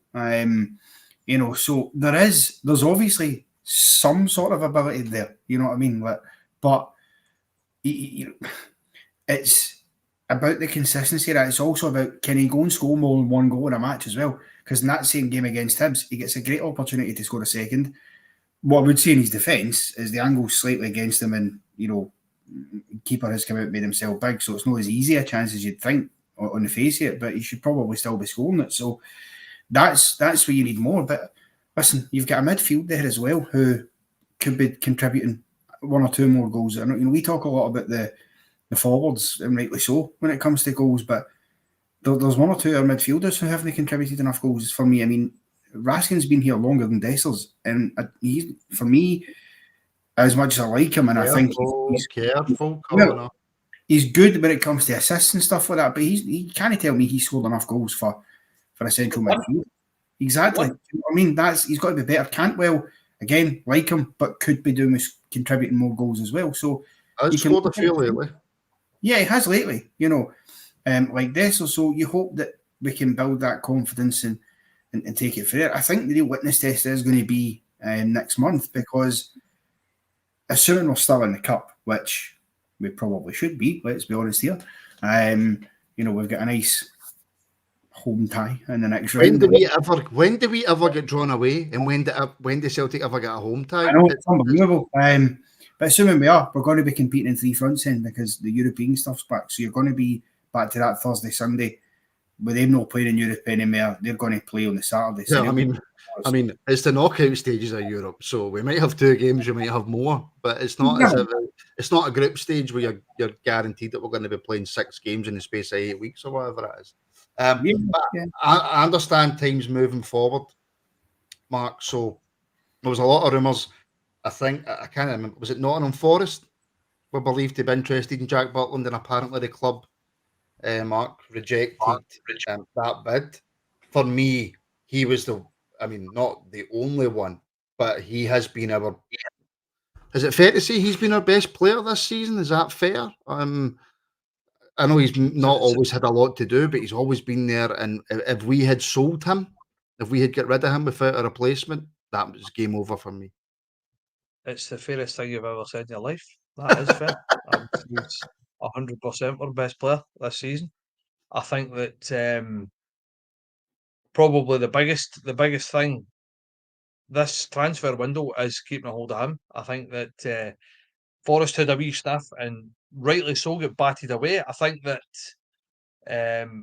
although he's probably our biggest sellable asset, I think it would have been a disaster if you'd have sold him this season. But if he's going to go, it's going to need to be stupid money, as far as I'm concerned, and I mean stupid money. For me, the question is, how much do you need to spend to replace Butland? That's the bigger question, because as you need to, however much you bring in, you're probably going to need to spend a large piece of that trying to bring somebody in of equal ilk to replace him, because I think that I think it's an absolute masterstroke, and it's the only thing I can probably thank Beale for, because that is a proper masterstroke bringing that boy in. What a goalkeeper that boy is. There was a debate on a well-known radio program about Butland and another goalkeeper, and I don't. It's not even close, is it? It's not even a debate. I think obviously somebody somewhere's been taking drugs. What he brings to the side, Rangers Rabble does not condone drug taking of any kind. Not in the slightest. But yeah, what he brings to the side is something that we've had as Rangers fans and for many years. That kind of safe pair of hands, assured at the back, a leader, a man with confidence, And it's something that's hard to buy. That's hard to bring in. You can bring in a good goalkeeper, but that whole package is very, very difficult. As I said, for me, that's massive keeping a hold of him. I think that rightly so, that gets swiped away very, very quickly. So for me, he's absolutely essential to this team, Jack Butland. I mean, if he performs like that, Robert, down south for any team, then you're talking big money. But obviously, because it's in Scotland, it's a different story in terms of transfer fees. But we thought we couldn't really replace McGregor, or we thought it was going to be difficult to replace McGregor. We got in Butland, and somehow we managed to get that guy in on a free, which is absolutely tremendous. But there is no planet where selling him makes any sense, is there? No, there's not. Obviously, I agree with what you say. He's been the best signing in the summer.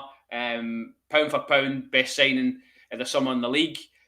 My only question would be, in the January window, could you maybe have squeezed the most you could have got out of a club in terms of how desperate they were for a goalkeeper? How much would you have sold him for? What would have been your baseline? 18 million, something like that. And do you think, genuine question, do you think a club from down south is going to spend 18 million on Butland at Rangers?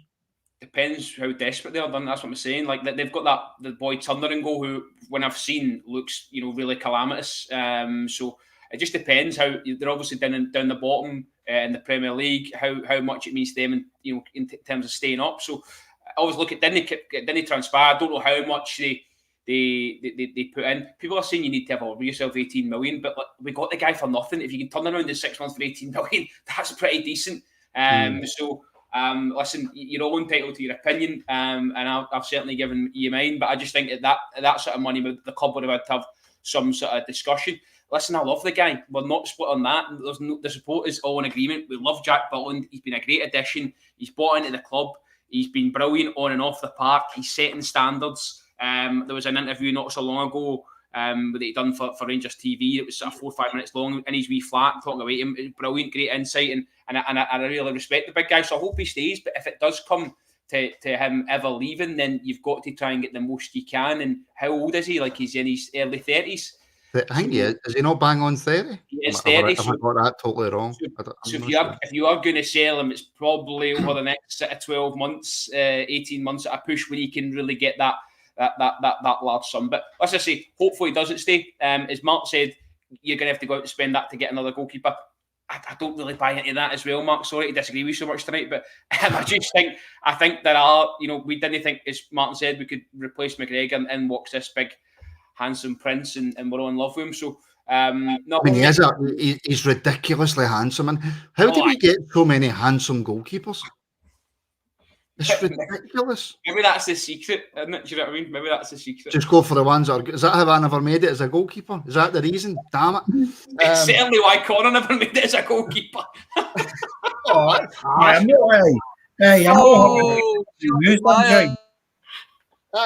That's harsh. But Connor, look, we're sitting here saying that, right? I mean, clubs can bid whatever they want. But Butland's got to have to want to go, and we're just assuming that Butland would go if a Nottingham Forest or whatever came in for him. I'm pretty sure before he came to us, he had options down south where he could have made substantially more money. Yeah. But he's coming to Rangers, right? He's in a title challenge. He's appeared in his first ever cup final, by the way, and won a cup. He's got a chance to play in Europe. He's got a chance to go and win another cup and a league title. I think what we tend to forget as football supporters is, for the vast majority, it is. I get that. It is about money. But for a select few, it isn't. And Butland, like we say, he's in his 30s. He's been at Manchester United. He's been at Crystal Palace. He's a multi-millionaire. So we're just assuming that if Nottingham Forest came in and went, there you go, Jack, there's 70 grand a week, come on to us, you might turn around and go, I don't need the money. Maybe that's me living on Cloud Cuckoo Land. I don't know. Well, listen, it's the romantic thing to think, isn't it? And by the way, just before I make my point, Shergar up there's having a right go of the night, isn't he? Jeez, he's having a go at everybody. I think, listen, the fact is, I think, for somebody like Butland, there will be a side of him that recognises when he was down in England, I think he was let down a lot by the clubs. I don't think he was valued as much as he should have been. I think, when you consider the quality he's got as a goalkeeper, the fact he couldn't seemingly, get anybody willing to make him their first choice goalkeeper is astonishing to me. He had moments when I remember when he was younger and he played at, I think it was Stoke, and he was brilliant for them when he was coming up, and that's where initially his stock started to rise. What I do think, though, and I mentioned this actually, funnily enough, on the Scottish Football Show podcast the other night there as well, I think there's a conversation to be had about our goalkeepers right now, because with, other than Butland, I don't think our backups are as strong as they've been in previous years. And perhaps we've been lucky and we've maybe been blessed, but more often than not, we've had at least two good goalkeepers. We've at least had a backup that you would be comfortable enough putting in if your number one keeper couldn't play, for example. I know obviously McLaughlin had a really bad game against Celtic, but apart from that one game, you can't argue that he didn't do a good job as well. And we don't really have that now. And I think in the summer, whether Butland goes or not, I think we might need to invest in another goalkeeper as a decent backup option. Because as much as I like Robbie McCrory, I unfortunately I don't see it for him at Rangers anymore. I think he's one that could go in the summer, and go to a club that would give him that game time that he needs. It might be that he takes a step down to do it. He might need to go to back to the likes of Livingston or a club coming up or whatever, or even a championship club. And I'm not having a dig at him when I say that. I'm just saying that's maybe where he'd need to go. So I do think it's something worth talking about, because what's our options? It's very difficult, though, Connor, to get a goalkeeper in and say to them, by the way, you're going to be second choice. I know, but what happens if Butland... And Robbie McCrory won't be on the biggest wage in the world either. But see if Butland gets into the Nora, because then you get McCrory and is McLaughlin even still at the club? Is he injured? McLaughlin's still there. So why did, just a quick question though, McCrory didn't have the best games when we had the mid-season friendlies, right? So why did McLaughlin not get a shout against Dumbarton? Does come on, don't fancy him? No, not at all. I don't know, but can I just jump on McCrory? Now, talking about McCrory leaving, McCrory's painted himself into a corner. McCrory's on a right good wage compared to the rest of the clubs in Scottish football, yeah? So, who's going to buy him? Who's going to pay his wages? This is the problem. The young lad has painted himself. You're not going to buy somebody that's had hardly any first team experience, and especially knowing the wages that he's on at the moment. So where does he go? Where does he go from here? He's probably the highest paid cone guy in Scottish football. I mean, I don't know what he's on, Mark. I couldn't tell you what his wage is, but it'll not be. He got a new contract there. So I'll tell you what, even if he's not on great wages, he's still going to be in 9-12 grand. Yeah. So you go to Hearts. Hearts best paid players probably, if you're lucky, if it's 2.5 grand. So where does he go? Well, Shanklin must be on the best part of 8 or 9, 10 maybe at Hearts. I don't know. I'll bite my shoe if he's in 8 or 9 grand. I'll honestly bite my shoe. Does anybody know how to get a hold of Lawrence Shanklin so we can see Mark bite his shoe? You'll be shocked by the wages that other footballers in the Scottish Prem get, and even your Hearts and your Aberdeens and stuff like that. So for me, fair though, McCrory's not that boy. He'll know that when he leaves. But what I'm saying is he's painted himself into a corner, because if he goes to a first division side, he's going to be getting £600 a week. True. That's a going rate for a goalie down there. Mm-hmm. Do you know what I mean? You're forgetting at Rangers we're paying, and Celtic were playing massively inflated wages. So that boy, who's going to pay? Even say he gets £1,500, right, a week. What team can afford to give him £1,500? Take a punt on him because he's not played. Is he even played 50 or 100 games in the top flight of the football? Even he had a season in Livingston and he was on a bench for some of that. So for me, how does he get a team that gives him a wage that's sustainable when he's not got the experience for that wage? I mean, that's actually a fair point. I didn't think we would get onto the the old McCrory and Brian, channel member, right? But he's one of us. He's one of the podcasters. Seems to know what wage everybody's on, which is fair play. He uses an app. I'm quite sure he uses an app that you can go on and you can see players' reported wages. So it's reported wages. It's not definite wages, is what they're on. Robert, are you surprised? Actually, we've spoken about the wage bill, right? And you three guys obviously don't know this, but I'm trying to drag this out as long as I can to try and get to 11:30, right? But we've spoken about the wage bill, Robert, right? Are you surprised there was no more outgoings, or do you think it's just as simple as we've got players on that kind of in between where they're not good enough to go to clubs that can afford to either pay what we're paying or more, and the clubs that they're good enough to go to can't get anywhere near the wage, and that's why they won't leave? Sorry, lost the point because you've just said we're staying on to 11:30. I didn't say we were staying on to 11:30. Right, I'm trying to keep it going as long as I can. You were like, oh, we'll go for 5 minutes. That was about 25 minutes ago. It's a point well made, actually, because I do think that club players, we saw with Scott Wright not so long ago, that move to Turkey. Everyone thought he was going to go there and didn't go. And before anyone starts about Turkey and me, no, I've never been.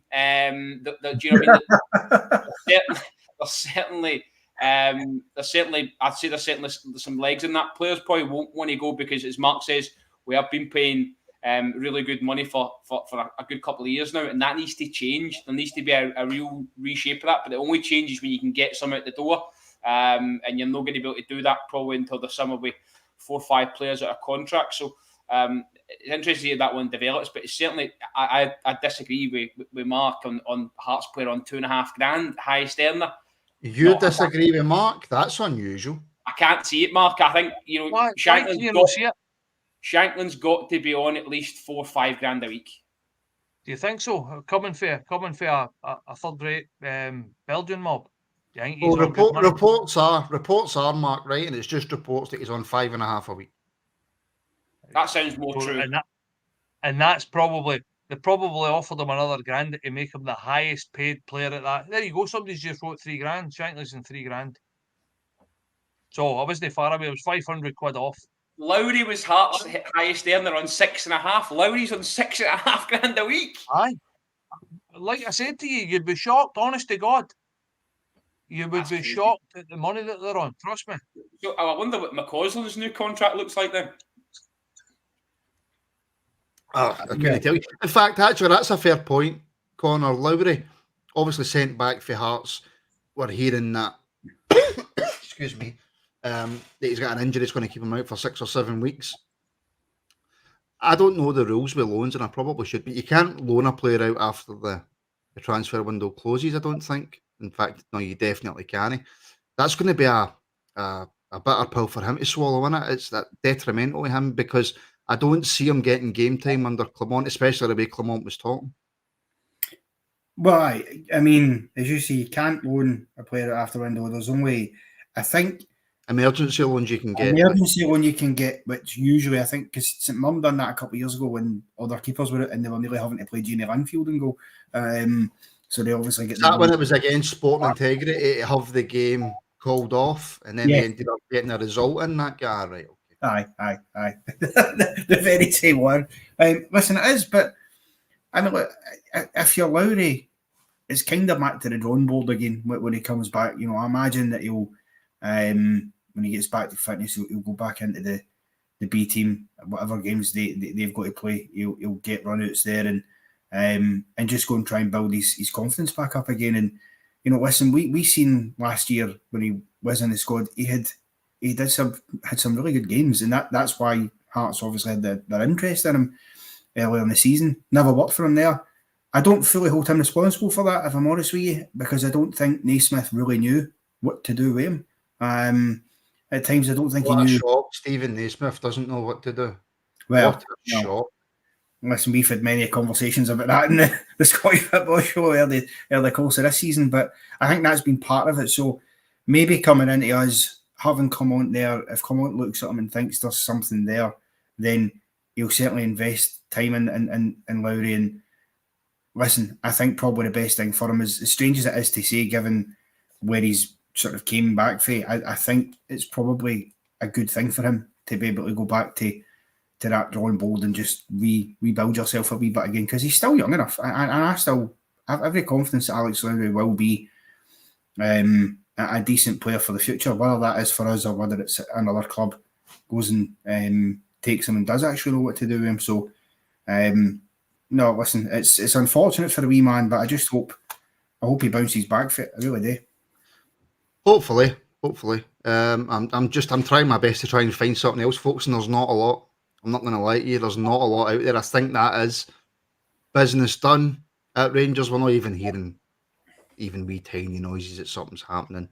Martin, you know it's time to call it in when the horny boys turn up in the comments. So, you know, just before we go, then, right? We'll try and get another 9 minutes out here, right? Just before we go, the one person we haven't really spoken about tonight, Mark, and that's because he signed a while ago, is Diamande. 4.5 million, and it is Robert's bedtime. It is Robert's bedtime. Obligation to buy 4.5 million. I believe Rangers have already started. I think we've started making payments straight away, right up to pay that. So it's a big outlay for a midfielder, and like I say, it's almost as if he's been forgotten about, because apart from Silva, he was in what was that, a week ago? Yeah, no, I don't pretend to know a lot about the boy. I think that where he's came from is got obviously the background and stuff is very, very well thought of. I think it's very well organised and stuff like that. There's a few big names come through that organisation, and there's a few big names come through that team as well. So I think that it's generally seen as a bit of a coup bringing this boy in. He looks decent. He looks like a very good player. For me, if I was trying to explain what my thoughts of him are, if you say Glenn Kamara, that's fast. It looks as if he's quick across the ground and very good with the ball at his feet, very comfortable in the ball, very good in tight spaces. Likes to drive forward as well and run at teams. So likes a tackle as well, which is so for me, it looks as if he can do it all. Yet again, it's ifs and buts and maybes in it. But for me, I'd like to go the half full route and say that hopefully this boy's going to hit the ground running and he's going to look like an absolute cracker. Obviously, you can't really tell with the clips and bits and bobs that you can see online and stuff like that. I mean, some of them could make me and Robert look good. So taking that into consideration, caveating that, but generally most of us can tell if you see a boy that kind of just the way he runs, the way he carries the ball, the way he strikes the ball, looks like a decent player, looks like a very decent player. And as I said, the pedigree's there as well for him. So I think that there's a reason why we've gave him this obligation to buy rather than with a option to buy. So I think that we snapped him up. I think that even I've listened to a podcast with one of their fans' podcasts, and they rate the boy really, really highly. I think he's vice captain as well at the club that we've bought him from. So very, very highly regarded. I think that this is the kind of players, like I said at the start of the programme, this is the type of players that we should be trying to sign rather than players that have went the trajectory up and then come down, and we're trying to reignite that and get a tune from them.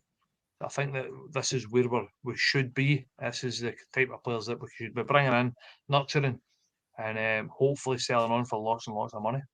Hopefully. Excuse me, that is the plan. Right, we're going to finish up there. I'm just going to come to you, Robert, for one more point. But just before I do, for those of you watching on the old YouTube, if you could please, if you're enjoying this show, give it a like. If you're not enjoying it, give it a dislike. Of course, that option's there as well.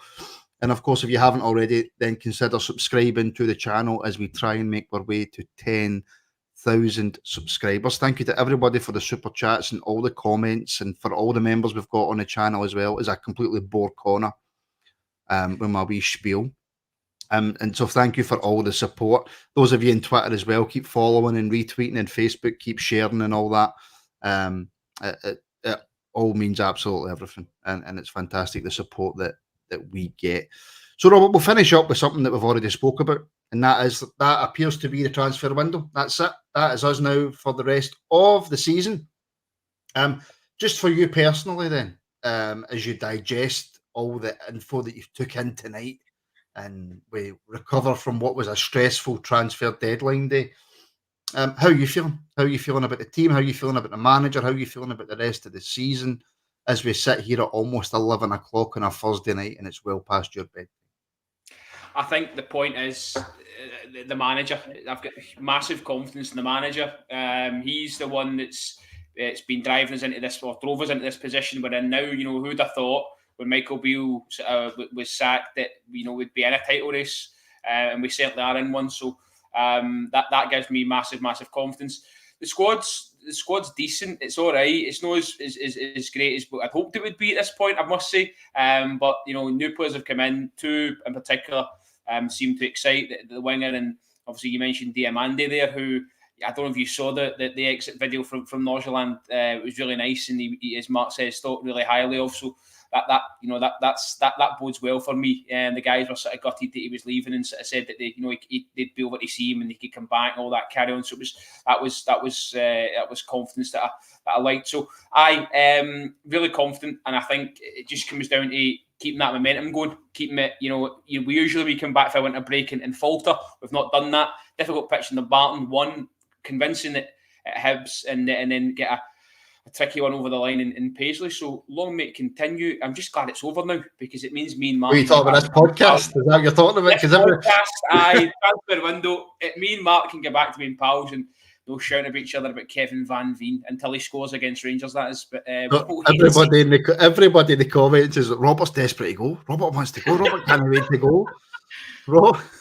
I'm usually in my cot by 10 o'clock, so this is a late night for me. And it is a cot, by the way, folks. It is and Connor, I guess you just echo everything that Robert just said.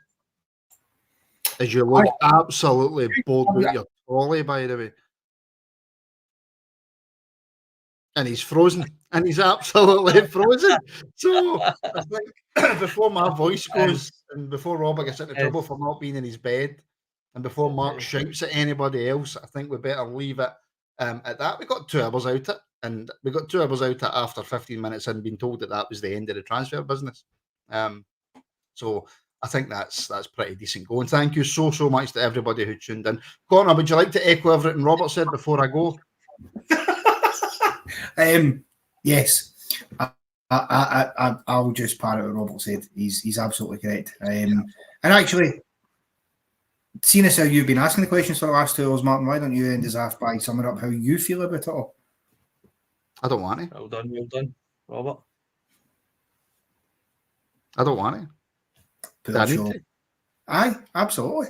I'm a little bit worried about the striking department. I think most of us are slightly worried about the striking department, but I also have, and I've said this in the past, and that's why I'm a wee bit reluctant to say it, but seeing as you've asked me, I will say it. I do have trust in Clement, and I do have trust in what he's trying to do. So from that fact, I'm confident-ish. Silva worries me in terms of goal scoring. Just simply looking at his history with goals. It worries me that we're relying on Dessers, who a month ago we were all screaming isn't good enough for our football club and shouldn't be playing and we should have better. And now we're sitting here saying, I mean, but if you look at the amount of goals he's scored, if you look at what he does when he doesn't have time to think, the striking department just worries me. And because of the striking department, I've completely forgotten about how good our defence has been this season, best defence in the league. So I think we're in a better place than what we were when Clement first came in. I don't think nobody can sit here and say that we're not in a better place. Could we be in a better place? Possibly. But finances dictate everything. And we play in Scotland. So I think when you sit back and you analyse where we are, I think we're okay. Until such times as we drop points or we struggle to score a goal and then we're on here in a match reaction shouting about how we should have brought in a striker. I think we just have to sit here and say, we are where we are. And Wolf Marshall just put breaking news into the comments and it totally threw me. So I'm just going to have a quick double check, folks, to see if there's any breaking news. And there isn't. So He's at it. He's absolutely He's just trying to keep me away from my bed. Yes. That's what he's trying to do. He is pulling your plunger, mate. The English transfer window has closed. How is that breaking news? How is that breaking news at all? Listen, folks, we're going to leave it there. We are back tomorrow night at 7:30, where the guys will discuss the changes to the European squad. They'll obviously go back over the transfer window. Robert, stop yawning. It's really unprofessional when you yawn on a podcast. It makes it look as if you don't care. And people tune in to watch us, and people enjoy our shows. So when you and Connor sit there and yawn, it makes a mockery of this podcast. So I really don't appreciate it, and I don't think it's something that you should be doing, guys. So see if you're going to yawn, turn your cameras off. How can you? I just thought I'm really just trying to drag this out as long as I can drag it out. Right. Well, listen, folks, that's us. Thank you very much for watching, and we'll speak to you all tomorrow night at 7:30. Bye for now.